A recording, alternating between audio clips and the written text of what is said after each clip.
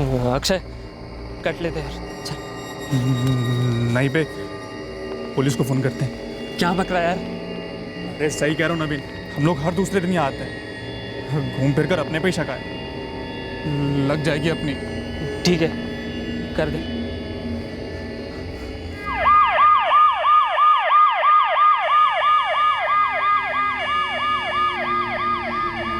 Madam, हमने chairs किया ही था जब फायर की आवाज़ सुनी, तो हमने बाहर आकर देखा तो एक बाइक को जाते हुए देखा मैडम। ना तुमने बाइक का नंबर देखा और ना चलाने वाले की शक्ल? नहीं मैडम, जब तक हम यहाँ पहुँचे तो बाइक काफ़ी दूर चली गई थी। आदमी है या औरत कुछ पता ही नहीं चल सका। क्या करते हो तुम दोनों? मैडम, हम दोनों केटी पिज़्ज़ा के डिलीवरी बॉय हैं। आज हमारा ऑफ था तो यहाँ बियर पीने आए थे मैडम। हर ऑफ पर यहीं आते हो? जी मैडम, लगभग। नाम विजय देशपांडे, अहमदाबाद से, एसके मार्केटिंग में senior sales manager. Sir mobile मिला है सर, लॉक है।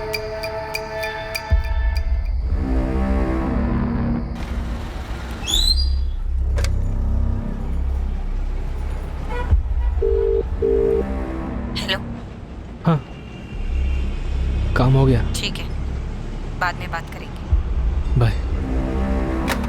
सर, इस आईडी पर 2 नंबर्स दिए गए हैं, दोनों ट्राई करते हैं।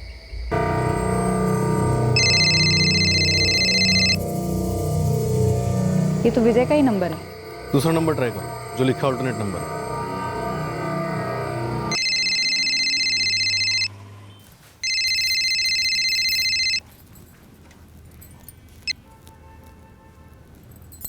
हेलो, मैं assistant sub inspector Shweta Chauhan बोल रही हूँ, पंचम नाका पुलिस थाने, मुंबई से।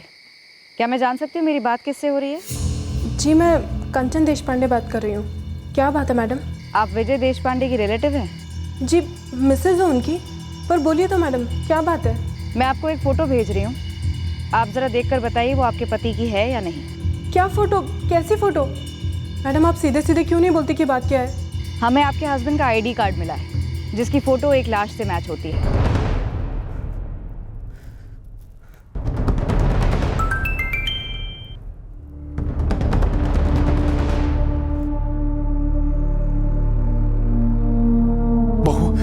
कहाँ से फोन था?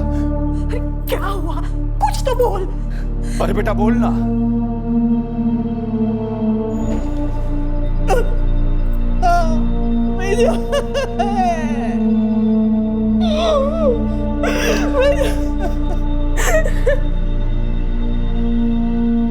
किसने मारा मेरे पति को? किसने मारा इन्हें? अभी तक ये पता नहीं चला है। हमें इनकी लाश घोड़बंदर के आगे खंडर के पास मिली। विजय की कोई मीटिंग थी थाने में। क्लाइंट प्रेजेंटेशन थी इनकी। कल शमशे के आसपास बात हुई थी फोन पे। कौन से क्लाइंट के साथ मीटिंग थी? कुछ बताया था विजय ने? मीटिंग के बाद कहाँ जाने वाला था? मीटिंग के बाद सीधे होटल रूम आ गए थे, उसके बाद ही बात हुई थी मेरी। सर, मिस्टर विजय देशपांडे ने 10 जून की सुबह चेक इन किया था। अहमदाबाद से उनके ऑफिस एसके मार्केटिंग ने ऑनलाइन बुकिंग करवाया था और सर अगले ही दिन 11 जून की शाम को उन्होंने अपना की कार्ड रिसेप्शन पर दिया था। चेकआउट किया था? नहीं सर, चेकआउट नहीं किया था। किसी के साथ थे वो? सर मुझे लगता है अकेले थे, क्योंकि सर अकेले ही गए थे बाहर। मुझे कल शाम की सीसीटीवी फुटेज चाहिए। जी श्योर सर, मैं सारा फुटेज एक पेन ड्राइव में डाल के आपको दे देता हूँ। और विजय देशपांडे का रूम भी देखना है। क्लाइंट मीटिंग कितने बजे खत्म हुई? 3 बजे। यस इंस्पेक्टर, थाने में विजय की एक मीटिंग थी। मीटिंग के बाद मेरी उससे बात भी हुई थी। विजय थाने में एक डील साइन करने गया था। ये प्रोजेक्ट वो सिंगल हैंडेड ही मैनेज कर रहा था। 12 जून की सुबह को कॉन्ट्रैक्ट साइन करने के बाद वो अहमदाबाद लौटने वाला था। 11 की शाम को विजय ने किसी पर्सनल मीटिंग की बात की थी? अब सब पर्सनल मीटिंग होती तो हमें पता नहीं क्या जरूरत थी। विजय हमारी कंपनी का सीनियर सेल्स मैनेजर था। मुझे तो अभी भी यकीन नहीं हो रहा। पूरा ऑफिस शॉप में है।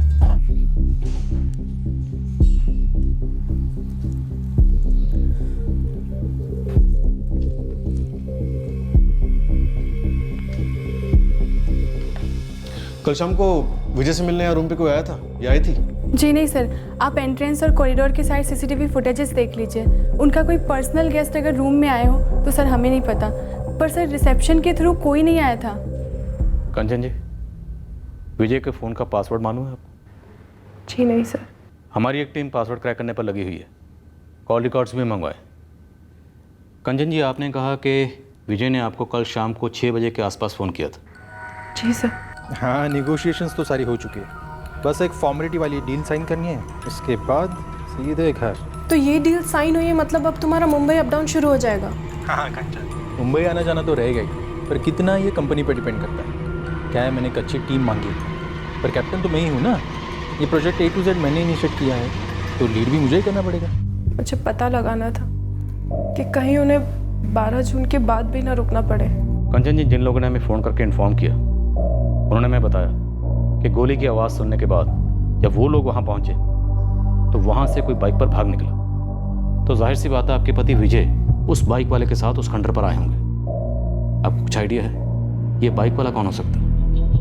नहीं सर, मुझे नहीं पता। यहाँ थाने घोड़बंदर में आपके पति विजय पहले भी आते जाते रहते थे काम के सिलसिले में? कई बार। यहाँ कोई दोस्त है थाने मुंबई साइड? सबका तो पता नहीं, पर एक दिलीप है, वो हमारे घर भी आया हुआ है अहमदाबाद में। पूरा नाम, नंबर है? दिलीप बोरकर है पूरा नाम। नंबर देती हूँ।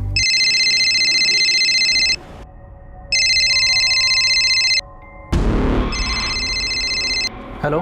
दिलीप बोरकर। हाँ जी, बोल रहा हूँ। आप कौन? मैं assistant sub inspector Shweta Chauhan बोल रही हूँ, पंचम नाके पुलिस स्टेशन थाने से। क्या हुआ मैडम? विजय देशपांडे दोस्त है तुम्हारा, SK मार्केटिंग अहमदाबाद वाला? जी हाँ मैडम, बहुत अच्छा दोस्त है। उसका मर्डर हुआ है। क्या? ऐसे कैसे मर्डर? कल ही तो मेरी बात हुई थी विजय से। कल यानी 11 तारीख को? जी हाँ मैडम, 11 जून को शाम को लगभग 5 बजे तो मेरी विजय से बात हुई थी, और आज 12 तारीख की दोपहर को अहमदाबाद वो अपने घर लौटने वाला था। हे भगवान, ये मैं क्या सुन रहा हूँ? और मैडम, कंचन ने भी मुझे इस बारे में कुछ नहीं बोला। दिलीप, तुम कितनी जल्द से जल्द यहाँ थाने पहुँच सकते हो? मेरा ऑफिस BKC में है, समय तो बहुत बुरा ट्रैफिक होगा, आने में तकरीबन 1-1.5 घंटा तो लग ही जाएगा। ठीक है, जल्दी आओ। मुझे पता था विजय की मर्डर की तहकीकात को मेरे दरवाजे पर आना ही आना है, इसलिए मैंने हर कदम बड़ी बारीकी से प्लान किया था, A to Z।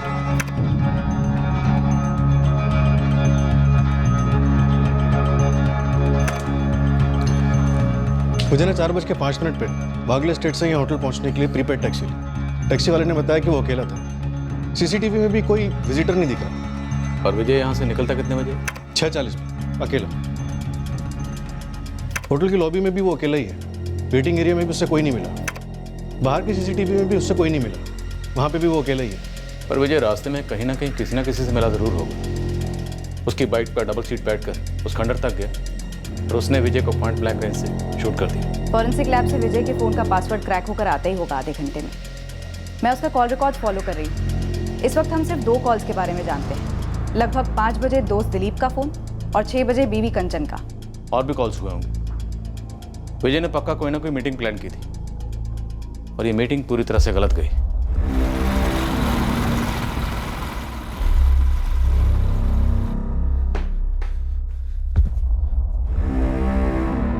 नमस्कार काकी। काका, ये सब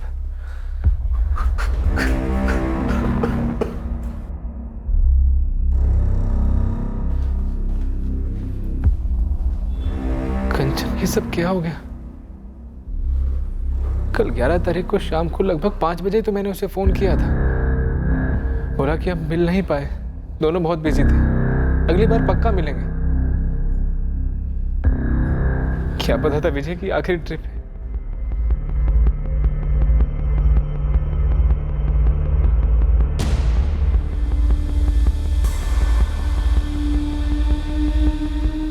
मैं सारे जवाबों के साथ रेडी था, वो सारे जवाब जो उन्हें मुझ पर शक करने का कोई चांस ही नहीं देते। ये दिन मर्डर के लिए काफ़ी पहले तय किया गया था। मैंने विजय को शाम 4:55 को फ़ोन किया।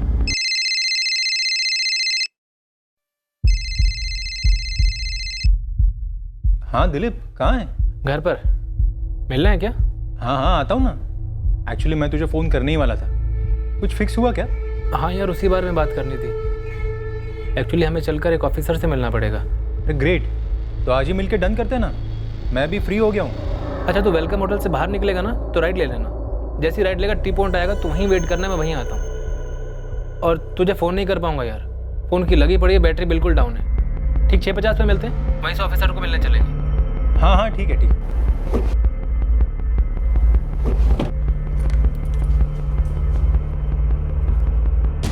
आई, मैं आधे घंटे में आता हूँ। बरं जाऊन ये। मेरी प्लानिंग ही ऐसी थी कि एक भी ऐसा सुराग पीछे छूटने वाला नहीं था जो पुलिस को मुझ तक ला सकता। मेरे बयान के अलावा पुलिस के पास और कोई बयान नहीं होने वाला था। विजय अपनी कहानी सुनाने जिंदा ही नहीं होता ना। सर 10 तारीख को हमारी बात हुई, हम दोनों बिजी थे। 11 को भी बात हुई, हम तब भी बिजी चल रहे थे। तो हमने डिसाइड किया कि उसके अगले मुंबई ट्रिप पर मिलेंगे। मुझे पता था कि मेरे कॉल रिकॉर्ड्स पुलिस वाले खंगालेंगे। उन्हें मेरा 11 तारीख की शाम का कॉल नज़र आता और उसके लिए मेरी स्टोरी बिल्कुल रेडी थी। सर, विजय देश पांडे के कॉल रिकॉर्ड्स आ गए। शाम 6 बजे लास्ट कॉल हुआ था वाइफ कंचन को।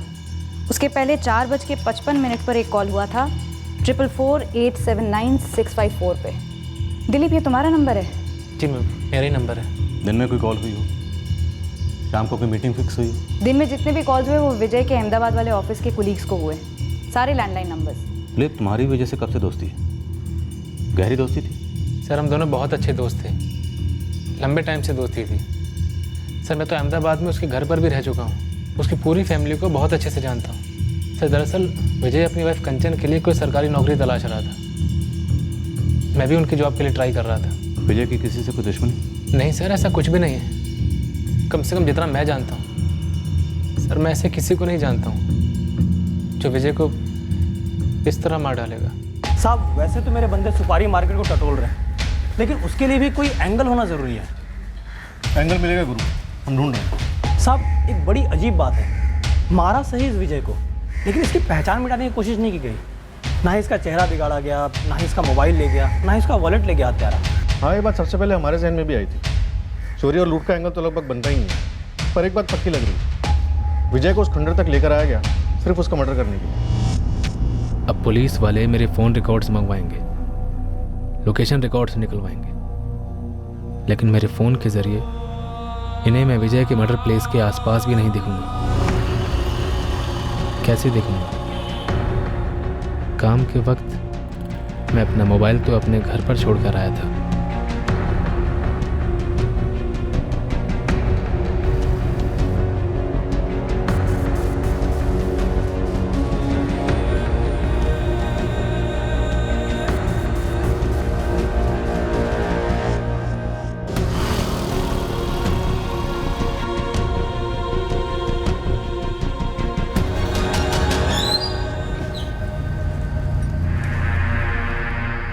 यार दिलीप, तेरा ये गवर्नमेंट ऑफिसर दोस्त यहाँ मिलने के लिए बोला है क्या? हाँ?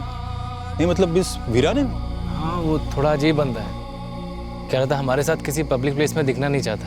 पब्लिक प्लेस में नहीं मिलना चाहता तो मेरे होटल के रूम पर आ जाता, हाँ? या कहीं बार में मिल लेता यार। मैं कह रहा हूँ ये प्लेस साली ना कुछ क्रिमिनल टाइप लग रही है मेरे को, जैसे कोई क्रिमिनल काम होने वाला हो यहाँ। लो आ गया वो।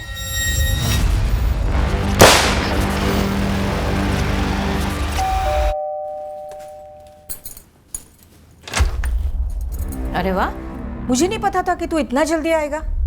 चला कर खाना खा ले। आई नीचे ही था, कहीं गया नहीं था। हाँ हाँ, पर मैं लगा रही हूँ। कह रहे दिलीप, कैसा था दिन? वही बाबा रोज की तरह, काम काम। आई मेरे लिए अभी खाना मत परोसना, मैं बाद में खा लूंगा। सॉरी विजय, मुझे ये नहीं करना था। मुझे तुम्हें नहीं मारना था, ये उसकी मर्जी से हुआ है। वो चाहती थी कि ऐसा ही हो।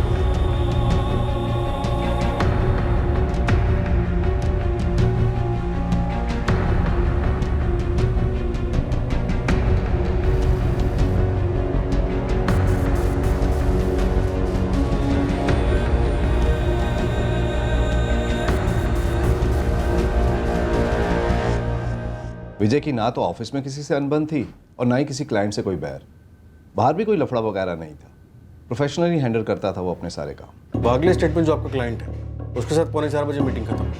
कोई अंदाजा है कि विजय उसके बाद किससे मिलने जा सकता है? अरविंद जी, देखिए सर, मैं आपको पहले भी बता चुका हूँ कि काम के सिलसिले में तो उसकी किसी से मीटिंग नहीं हुई। मैंने अपने मुंबई के सारे क्लाइंट्स को फ़ोन भी किया, मेरे पास सबके नंबर हैं, आप चाहे तो आप भी बात कर लीजिए।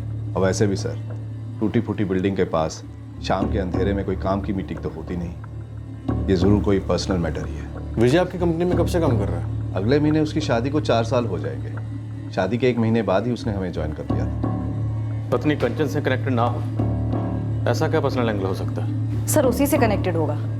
मैंने विजय के दोस्त दिलीप बोरकर के कॉल रिकॉर्ड्स मंगवाए हैं। पत्नी कंचन और दोस्त दिलीप, इन्हीं दोनों की आखिरी बार बात हुई थी विजय से। और क्या बात हुई थी हमें उतना ही पता है जितना दिलीप और कंचन ने हमें बताया। अब विजय तो रहा नहीं अपने तरफ की कहानी सुनाने के लिए। सर मुझे लगता है कि या तो कंचन झूठ बोल रही है या दिलीप झूठ बोल रही है, या ये दोनों मिलकर झूठ बोल रहे हैं। अनबन? जी नहीं मैडम, हमारा सब कुछ बहुत अच्छा चल रहा था। 4 साल हो गए आपकी शादी को, आप लोगों ने बच्चे नहीं किए। ये हमारा निजी फैसला था मैडम। विजय को अपनी जॉब में एक पोजीशन हासिल करनी थी, उससे पहले वो फैमिली नहीं शुरू करना चाहते थे। बच्चा कभी करना है ये तो उन दोनों के बीच की प्राइवेट बात थी सर। उल्टा मैंने तो उन दोनों से ये कहा था कि ये मामले में देर मत करो, जल्दी कर लो। आपकी बहू कंचन का कहना है कि अभी बच्चा ना करने का फैसला पूरी तरह से आपके बेटे विजय का था। वो अपने काम में कोई पोजीशन हासिल करना चाहता था। नंदलाल जी, कविता जी, क्या ये बात सही है?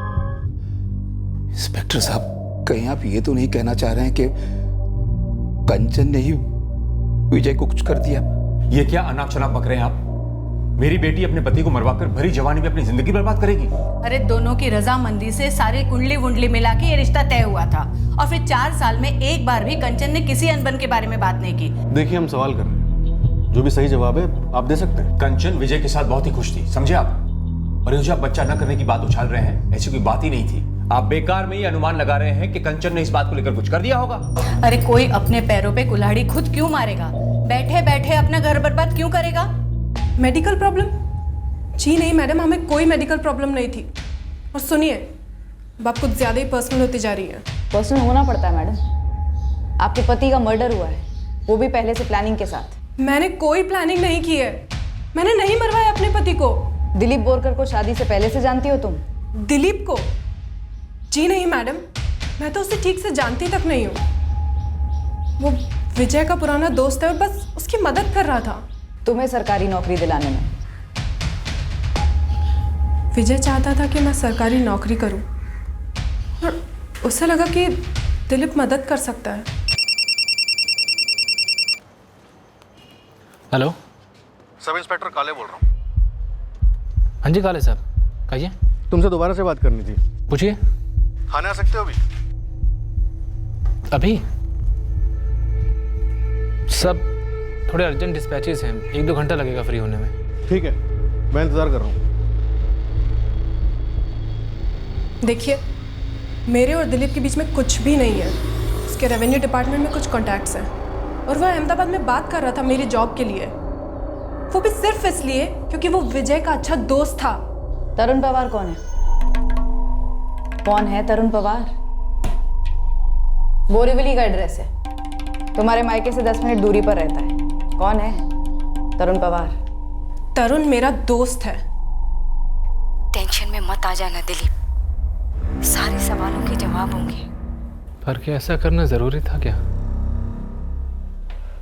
उसे जान से मार देना जरूरी था क्या? हाँ, जरूरी था।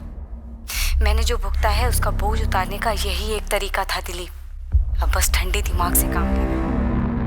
सब कुछ जैसे प्लान किया है वैसा ही होगा, फिर हम शादी कर लेंगे, खुश रहेंगे। अगर मेरे और तरुण के बीच में कुछ ऐसा होता जो मेरे पति को नहीं मालूम होना चाहिए था, तो उसका नंबर आपको मेरे फोन में नहीं मिलता। वो मेरे भाई जैसा है। मुझे ऐसा क्यों लग रहा है कि तुम्हारे फोन में तरुण का नंबर हमें सिर्फ इसलिए मिला है ताकि हम उस तक आसानी से पहुंच सके, और तुम्हारे पास सारे सवालों के जवाब पहले से ही तैयार हो।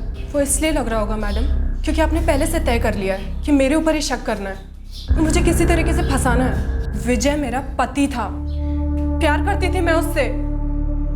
उसे खोने का जितना दर्द है मुझे, ये सब सवाल पूछ के आप मुझे और दर्द दे रहे हैं। ये तरुण, इसके पास भी सारे सवालों के जवाब पहले से ही मौजूद होंगे।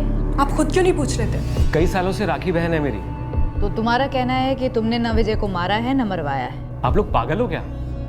मैं सीधा साधा सर्विस करने वाला आदमी हूँ। और मुझे तो 2 दिन के बाद पता चला जब कंचन के माँ बाप ने मुझे बताया कि विजय आया हुआ है। वो तो हमें दिख ही रहा है, तुमने एक भी कॉल नहीं किया उसे। मैम, मैं कैसे कॉल करता जब मुझे पता ही नहीं था कि विजय आया हुआ है। और क्यों कॉल करता मैं उसे?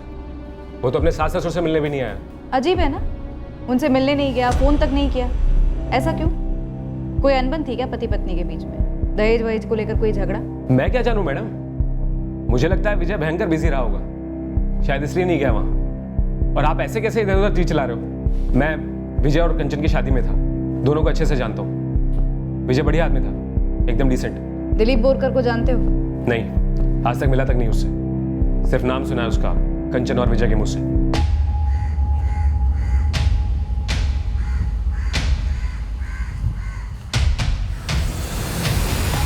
बाइक है तुम्हारे पास?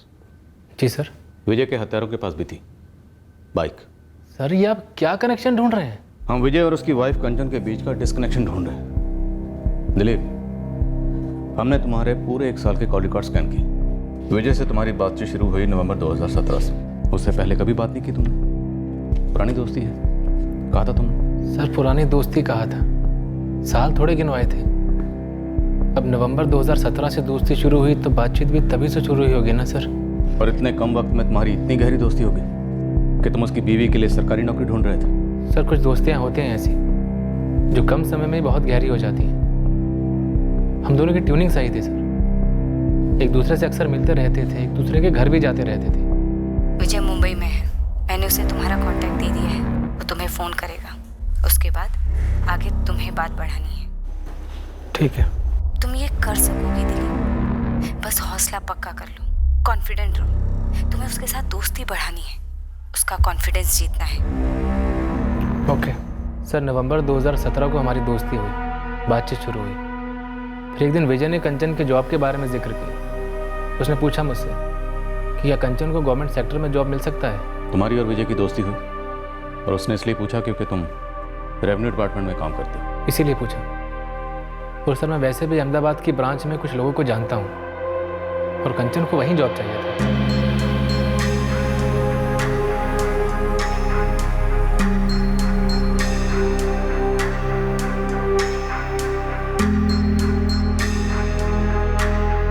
कंचन, तुम्हारे और विजय के बीच सब ठीक था ना? आई, ये आप कैसी बातें कर रही हैं? अब आप भी मुझ पर शक करेंगी? हमने हमेशा वही सच समझा जो तुम दोनों ने बताया। और वही सच है आई, हम दोनों के बीच सब कुछ ठीक था। कहीं वो पुलिस वालों की बात, वो बच्चा ना करने वाली बात आप पर और बाबूजी पर हावी तो नहीं हो गई ना? कुछ समझ में नहीं आ रहा। कौन विजय की जान का दुश्मन बन गया था और क्यों? दिलीप और कंचन के बीच में अगर कुछ है तो वो नज़र तो नहीं आ रहा है साहब। अगर उन्होंने गेम खेला है तो बहुत छुप के खेला है, बहुत शातिर तरीके से खेला है। पूरी कोऑर्डिनेशन रही है दोनों के बीच। परफेक्ट मर्डर तो हो नहीं सकता, कोई ना कोई सुराग छूटना ही छूटना है, बस सिर्फ हमारी पकड़ में आना बाकी। विजय और कंचन की शादी को 4 साल हुए। विजय के अहमदाबाद शिफ्ट हुए और नई जॉब पर आए भी 4 साल हुए। उससे पहले विजय पुणे में था। अगले महीने उसकी शादी को 4 साल हो जाएंगे। शादी के 1 महीने बाद ही उसने हमें ज्वाइन कर लिया था। और उसके पहले विजय देशपांडे कहाँ था अरविंद जी? पुणे में काम करता था, वहाँ से शिफ्ट करने के बाद उसने हमें ज्वाइन किया। तुम्हें लगता है हमें विजय के अतीत में खोदना चाहिए, पर वहाँ कंचन का क्या मिलेगा? और ये दिलीप, ये तो नवंबर 2017 में विजय को मिला था। आप सही कह रहे हैं सर, शायद विजय के अतीत में कुछ ना मिले, पर शायद कि दिलीप भी झूठ बोल रहा हूँ। दिलीप भले ही झूठ बोल रहा हूँ, लेकिन फिर भी 4 साल पहले विजय से उसका क्या कनेक्शन होगा जब विजय पुणे में था? शायद दिलीप पहले वहाँ पोस्टेड हो, कुछ हुआ जो दिलीप छुपा रहा, घुमा रहा।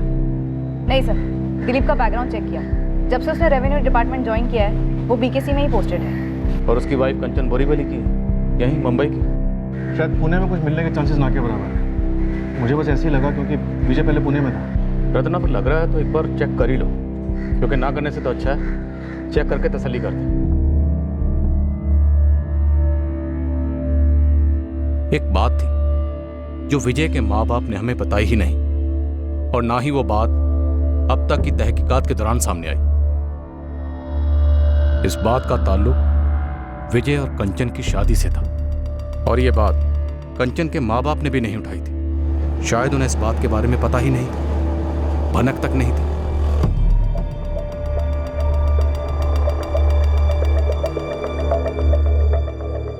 दिलीप बोरकर, हाय। जी, आप विजय देशपांडे राइट? हाँ जी हाँ जी। चलिए कॉफी शॉप में बैठे। केस के आखिर में जाकर हमें पता चला कि दिलीप बोरकर को विजय देशपांडे के पास जानबूझकर भेजा गया था, उससे दोस्ती करने के लिए। कंचन को जॉब दिलाने के बहाने दिलीप को विजय देशपांडे और उसकी पत्नी कंचन की जिंदगी में दाखिल कराया गया था। यह बात भी हमें आखिर में पता चली।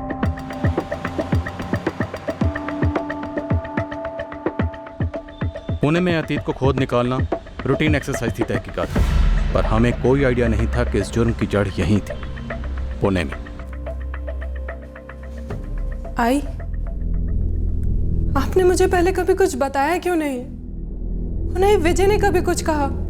यकीन करो, हमने सपने में भी नहीं सोचा था कि ये भला ऐसे फिर पलट कर लौटेगी। तुम मुझसे शादी नहीं करना चाहते? तुम ये कैसी बातें कर रहे हो दिलीप? अब मैं तुमसे शादी नहीं करना चाहता।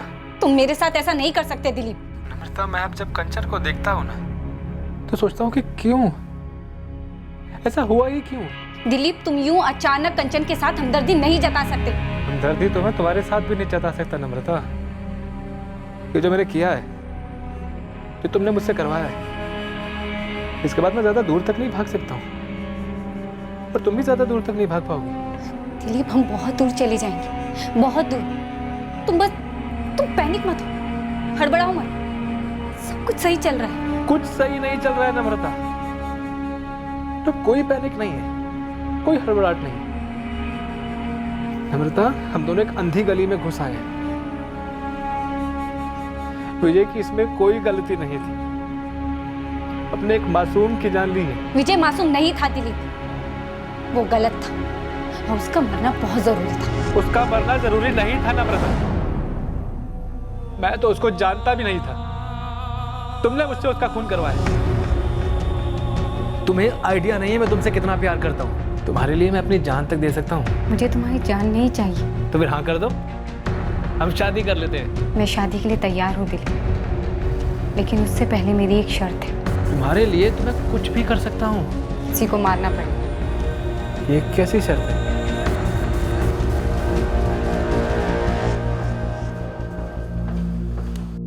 हमने विजय के बारे में सुना, हम सारे शॉक थे। उसने जॉब 4 साल पहले छोड़ दी थी। हाँ सर, करेक्ट। हमें पता चला कि विजय यहीं पुणे का था, उसके माँ बाप भी यहीं के हैं। अपना विजय पक्का पुनेरी था। हमें कभी नहीं लगा था कि एकदम से जॉब छोड़ देगा, एकदम से शादी कर लेगा, फिर एकदम से पुणे से गायब भी हो जाएगा। तो कुछ ऐसा हुआ था जो एकदम से उसने पुणे छोड़ दिया? नहीं, दरअसल मैंने उससे पूछा भी था सर। बात यार वो नहीं है किशोर, पर अहमदाबाद की फर्म तगड़ा कॉम्पेंसेशन पैकेज ऑफर कर रही है और यहाँ से दुगना है ऑलमोस्ट। सही है यार। बात सिर्फ सैलरी की नहीं है, सेल्स में मुझे पहले से ही जाना था, कोर इंटरेस्ट है यार मेरा। लेकिन विजय पूरी फैमिली के साथ इतनी दूर अहमदाबाद। अरे मस्त शहर है अहमदाबाद, आई बाबा पुणे मिस नहीं करेंगे, मैं कह रहा हूँ तुम्हें। और सब कुछ है वहाँ पे, मराठी मित्र मंडल है, पुणेरी लोग रहते हैं और कंचन भी रहेगी ना उनके साथ। एक बार बस अभी मुंबई में जल्दी शादी हो जाए, फिर 2 हफ्ते के लिए हनीमून जाऊंगा और फिर नई जॉब। पर कोई ठोस कारण नहीं बताया उसने सर। हम सभी विजय का मर्डर डिस्कस कर रहे थे। मर्डर जैसी चीज हमेशा ऐसे ही लगता है कि किसी दूसरे के साथ होगी, जैसा कि क्राइम पेट्रोल में दिखाते हैं, पर इसे तो हम सब जानते थे करीब से। तो क्या डिस्कस किया आप लोग? सर सच कहूँ तो हम सबको ऐसा लगता है कि ये जो कुछ भी हुआ विजय का मर्डर, इसका उसकी वाइफ के साथ कोई वास्ता हो सकता है सर। तो खास कारण ऐसा सोचने के लिए? आप लोग कंचन को पहले से जानते हैं? नहीं, वह शादी में मिले थे, लेकिन विजय ने कंचन से शादी क्यों की ये बात हम सबकी समझ के बाहर थी, क्योंकि नम्रता से तो उसकी एंगेजमेंट भी हो चुकी थी सर। नम्रता? कौन है नम्रता? यहीं पुणे की है? जी यहीं की है, यहीं ऑफिस में काम करती थी। विजय और उसका रोमांस 2 साल तक चला, फिर एंगेजमेंट भी हुई। इस नम्रता का कोई एड्रेस, कॉन्टैक्ट नंबर कुछ है? मैं तुमसे शादी नहीं करना चाहता हूँ नम्रता, कभी नहीं। हमारी शादी तो होकर रहेगी, और अब जो तुमने मेरे लिए इतना कुछ कर दिया है तो मैं तो तुम्हारी ऋणी हो गई। ऑब्लिगेशन बनती है मेरी तुम्हारी तरफ। नम्रता, तुमने मुझे खूनी बना दिया है, खूनी। पुलिस मुझसे पूछताछ कर रही है कि क्या पहले कभी पूना गए हो, कि कभी तुम्हारा पुणे में कुछ काम रहा है। मतलब वो लोग मुझ पर शक कर रहे हैं नम्रता, और पुणे में विजय का बैकग्राउंड खंगाला जा रहा है, और तुम तक पहुंचने में भी उन्हें अब देर नहीं लगेगी।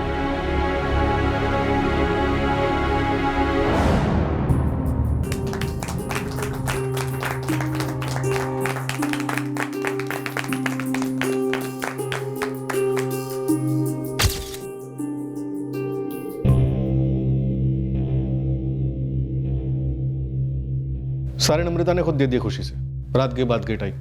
सर, इस नम्रता विचारे का नंबर दिलीप बोरकर के कॉल रिकॉर्ड्स में काफी बार फीचर होता है, और दिलीप का नम्रता के कॉल रिकॉर्ड्स में। दरअसल जब मैं दिलीप के कॉल रिकॉर्ड्स छान रही थी, एक एक नंबर पर बात कर रही थी, तब मेरी इस नम्रता से भी बात हुई थी। आपका नंबर दिलीप बोरकर के फोन रिकॉर्ड्स में बार बार दिखाई देता है। करीब से पहचानती थी उसे।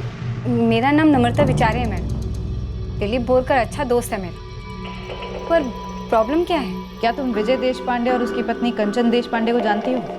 अहमदाबाद के हैं दोनों। नहीं मैडम। कौन है ये लोग और बात क्या है? मतलब झूठ बोली? और विजय के माँ बाप ने कभी सोचा भी नहीं होगा कि जो सगाई 5 साल पहले टूट चुकी थी वो इस तरह अपना सर उठाएगी। रतन, चुपचाप इस दिलीप बोरकर को उठा। इन सब ने कभी सोचा भी नहीं होगा कि हम पुणे जाकर इनके रिश्तों को खोद निकालेंगे। वैसे पुणे जाने का आइडिया तुम्हारा था, काम कर गए। चुपचाप रतन, तुम्हारे माँ बाप बाहर काफ़ी घबराए हुए हैं। मेरे पेरेंट्स? बात क्या है सर? हम तुम्हें कस्टडी में ले रहे हैं।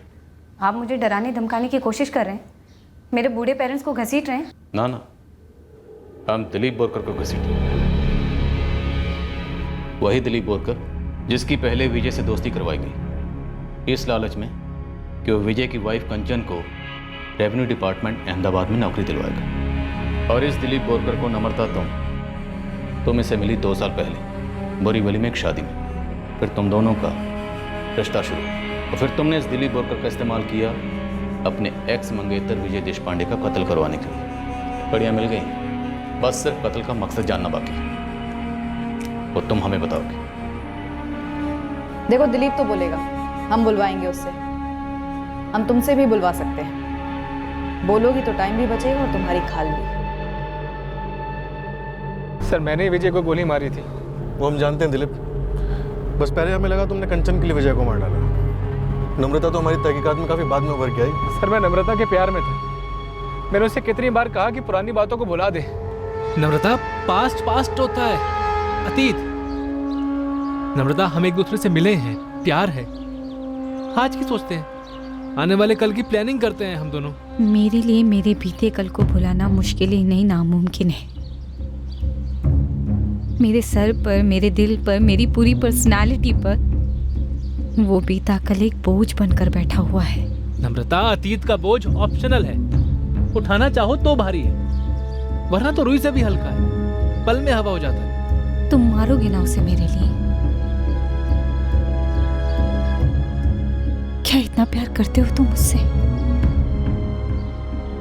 इतना जान लो दिलीप, विजय ने अतीत में जो मेरा मजाक उड़ाया था, वो मजाक वक्त के साथ मुझे और हर्ट करता है, क्योंकि उसके लिए मैं आज भी अतीत नहीं हूँ। वो आज भी मुझे फोन करता है अपने काम के लिए। हाँ, कैसी हो नम्रता? फर्स्ट क्लास, बस थोड़ा काम के लिए लेट हो रही हूँ। अच्छा सुनो ना, एक हेल्प चाहिए थी मुझसे? हाँ यार, वो कंचन के लिए जॉब ढूंढ रहा हूँ मैं। उसे जॉब करनी है, घर पे बैठे बैठे बोर हो जाती है वो। तुम चाहते हो कि मैं यहाँ पूना से अहमदाबाद में तुम्हारी वाइफ के लिए जॉब ढूंढूं? हाँ, तुम यहाँ गवर्नमेंट ऑफिसेस में डील करती थी ना, और यहाँ के टॉप के लोगों को जानती हो, तो देखो ना यार, कुछ बात चला दो ना। पहले भी कई बार अलग अलग कामों के लिए फोन किया है उसने मुझे। नम्रता, नंबर ब्लॉक करने में कितनी मेहनत लगती है। मेरे सिस्टम से नहीं होता ना ब्लॉक दिलीप। उसका एक ही तरीका है, फ्लश आउट करना होगा उसे। तुम्हारे पास गन है, तुमने मुझे दिखाई थी। नम्रता, वो तो एक लैंड डेवलपर ने मुझे धमकी दी थी, तो अपनी सेफ्टी के लिए किसी पंटर से खरीद ली थी, जिसका लाइसेंस तक नहीं है मेरे पास। गोली चलती है ना उसे, जान लेने वाली असली गोली। तो लाइसेंस को मारो गोली, गन रेडी करो। और रही विजय की बात, तो मैं विजय को तुम्हारे पास भेज दूंगी। नम्रता, नम्रता, नम्रता, तुम बस मुझसे शादी करो। मैं तुमसे इतना प्यार करूंगा, तुम्हें इतनी खुशी दूंगा कि विजय का नामो निशान तक बाकी नहीं रहेगा तुम्हारी मेमोरी में। और नम्रता, दुनिया में हर मर्द एक जैसा नहीं होता है। अगर इस बात पे यकीन नहीं करती तो क्या तुमसे इतना प्यार करती दिलीप? पर मैं पूरी तरीके से तुम्हारी होना चाहती हूँ, लेकिन इस वक्त मेरे अंदर के एक हिस्से पर विजय का कब्जा है। आजाद कर दो उसे। मैं उसे मरा हुआ देखना चाहती हूँ। दिलीप अपना जुर्म कबूल कर चुका है। उसने वो गन भी सरेंडर कर दी है जिससे उसने विजय का कत्ल किया था।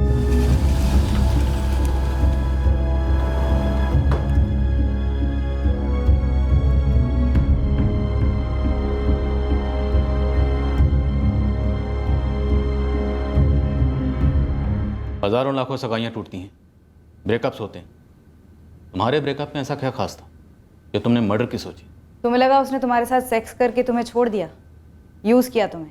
सेक्स करने के बाद आगे नहीं बढ़ना चाहता था तो भी मैं समझ जाती।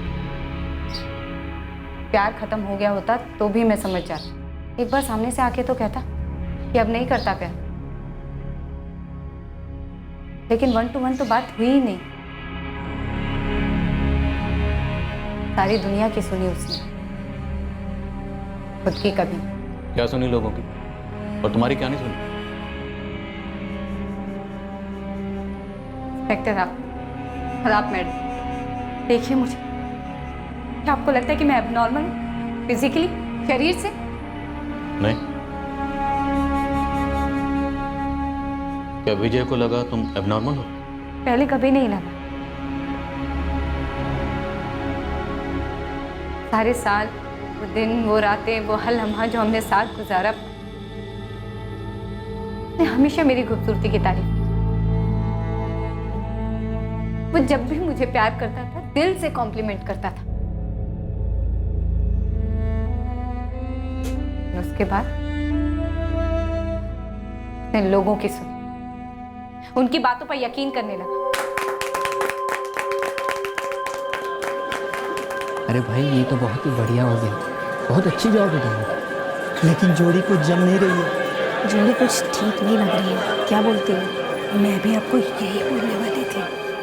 सगाई के पूरे 6 महीने बाद विजय आकर मुझसे कहता है कि उसको सगाई तोड़नी है, वो मुझसे शादी नहीं करना चाहता। नहीं विजय, ये कोई तुम्हारे ऑफिस के डील नहीं है कि बस तोड़ दी।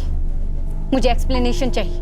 मुझे ब्रेकअप से कोई ऑब्जेक्शन नहीं, बुरा लग रहा है अंदर से, उतना ही रो लूंगी और फिर ठीक भी हो जाऊंगी, लेकिन मुझे रीजन चाहिए। सबको लगता है यार हमारी जोड़ी सही नहीं है यार। हाँ मतलब कुछ मेल नहीं है हमारे बीच।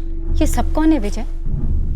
हाँ, और ये तब कहाँ थे जब तुमने मुझे प्रपोज किया था, किस किया था, प्यार का इजहार किया था, अनगिनत बार सोए थे मेरे साथ, शादी के लिए प्रपोज किया था, एंगेजमेंट की थी, तब कहाँ थे ये लोग? और इन सबको क्यों लगता है कि हमारे बीच में कोई मेल नहीं है? हाइट। क्या? नम्रता यार, तुम मेरे हाइट के मुकाबले बहुत ज्यादा छोटी हो। Are you serious? तुम्हें सच में हमारी हाइट डिफरेंस से दिक्कत है? यार सब लोगों को हम दोनों अच्छे नहीं लगते यार, हमारी जोड़ी अच्छी नहीं लगती। और फिर इसलिए मैंने डिसाइड कर लिया हम आगे नहीं बढ़ते। आगे नहीं बढ़ते? क्योंकि मैं हाइट में छोटी हूँ, सिर्फ हाइट के कारण? नम्रता ये सिर्फ नहीं है। जो लोग एंगेजमेंट में आए थे ना, वो बुजुर्ग लोग हैं, दुनिया देखी उन्होंने। सभी लोगों को लगा ये ऊंचाई का फर्क सही नहीं है। सभी लोगों के जुबान पे बस एक ही बात थी, ये जोड़ी ठीक नहीं है। मतलब मैं 4 फुट 10 इंच हूँ तो शादी के लिए डिस्क्वालीफाई करती हूँ? तुम्हारे प्यार के काबिल नहीं, कुछ इंचेस छोटी पड़ती हूँ। और इन सबको किस बात का डर है विजय? हाँ, कि कल को हमारे बच्चों की हाइट मुझ पर न चली जाए।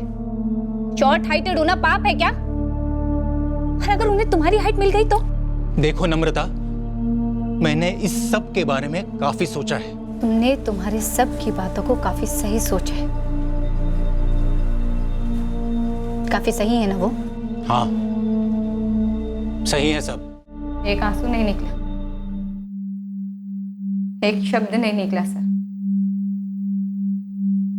बचपन से क्या क्या नहीं सुना मैं, कैसे कैसे ताने नहीं सुने, टेढ़ फेट, बॉन्साई, पिग्मी, खिंगड़ू, पता नहीं क्या क्या। मैंने हमेशा अपनी काबिलियत पर ध्यान दिया, अपने कॉन्फिडेंस को बढ़ाया और आगे बढ़ी। फिर जब प्यार हुआ तो सारे ताने, बचपन का सारा दर्द मान लो सेकंड में गायब हो। और मैं इतनी ऊंची हो गई कि मेरी हाइट ने मुझे कभी छोटा महसूस करने ही नहीं दिया। और फिर ये उसी से इतना पता रिजेक्शन हाइट के लिए। सोचिए, थोड़ा ठंडे दिमाग से सोचिए, क्या ये रिजेक्शन का कोई कारण हो सकता है? मतलब आप अरेंज कर रहे हो तो मैं समझू, डालो एडवर्टाइजमेंट, ऐसी हाइट चाहिए, ऐसा वेट चाहिए, ऐसी शक्ल चाहिए, ऐसे नाक चाहिए, ऐसे बाल चाहिए, जो तुम्हारी मर्जी। लेकिन मुझे जानने के बाद, 2 साल मुझे प्यार करने के बाद, वो भी जमकर, सिर्फ सोसाइटी के कहने पर हाइट के लिए रिजेक्शन। सॉरी, ये मेरे लिए सबसे भद्दा मजाक था, ना भरने वाला घाव। घाव को भरने का सिर्फ एक ही तरीका था, विजय की मौत। और दिलीप बोरकर, वो तो तुमसे सच्चा प्यार करता था ना? उसके घाव के बारे में सोचा तुमने, जो तुमने उसे दिया? खूनी बनने का घाव, ब्लैकमेलिंग का घाव, विजय को मारो वरना मैं तुम्हारी नहीं हो सकती। क्या ये भद्दा मजाक नहीं था सच्चे प्यार का? आप नहीं समझेंगे शायद। अगर विजय जिंदा रहता तो मेरे अंदर का घाव भी जिंदा रहता, और अगर अंदर का घाव जिंदा रहता तो मैं दिलीप से शादी नहीं कर पाती। सर मैंने कितना समझाया था नम्रता को, कितना समझाया था, पर उसने मेरी बात नहीं मानी। और मैं पागलों की तरह उसकी बात मान गया। सर मुझे मना कर देना चाहिए था उसे, उससे हमेशा के लिए दूर चले जाना चाहिए था। विजय को यूं फंसाकर मारना नहीं चाहिए था मुझे। सर इसमें कोई दो राय नहीं है दिलीप, तुमने एक बड़ा ही संगीन जुर्म कर दिया, इतना संगीन जो पछतावे की कोई गुंजाइश नहीं छोड़ता। अब किया है तो भुगतना तो पड़ेगा।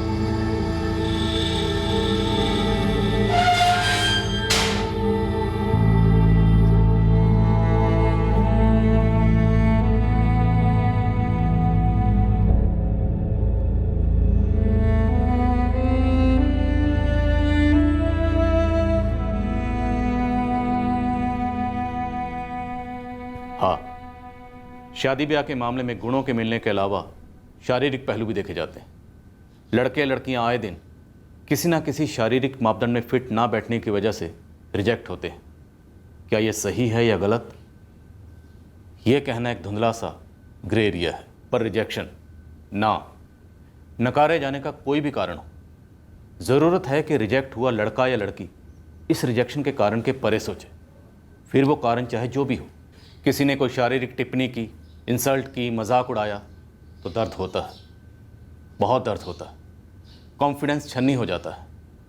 पर हमारी आत्मा, हमारी चेतना शरीर के परे है, उसे इस नफ़रत और बदले की गिरफ्त में कतई नहीं आने देना चाहिए।